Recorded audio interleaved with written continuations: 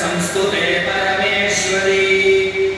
रूपं देहि जयं देहि यशो देहि द्विषो जहि कृष्णेन संस्तुते देवी शश्वद्भक्त्या सदाम्बिके रूपं देहि जयं देहि यशो देहि द्विषो जहि हिमाचलसुताना च संस्तुते परमेश्वरी रूपं देहि जयं देहि यशो देहि द्विषो जहि इन्द्राणीपति सद्भावपूजिते परमेश्वरी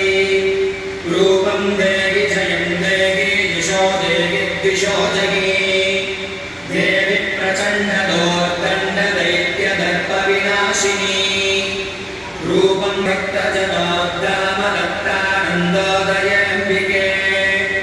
रूपं देहि जयं देहि यशो देहि द्विषो जहि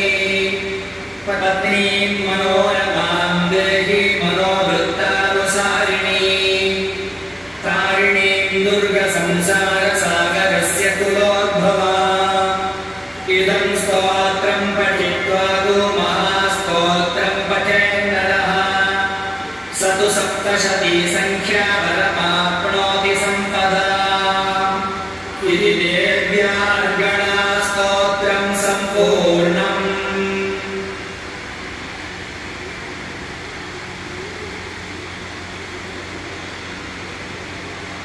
अथ कीलकस्तोत्रम्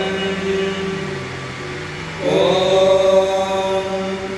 अस्य श्रीकीलकमन्त्रस्य सप्तशती पाठाङ्गत्वेन जपे विनियोगः। ॐ नमश्चण्डिकायै मार्कण्डेय उवाच ॐ विशुद्धज्ञानदेवाय त्रिवेदी दिव्यचक्षुषे श्रेयः प्राप्तिनिमित्ताय नमः सोमार्धधारिणे सर्वमेतद्विजानीयान् मन्त्राणामभिकीलकम् सोऽपि क्षेममवाप्नोति सततं जाप्यतत्परः सिद्धं मणिः परो मोक्षस्तूयः।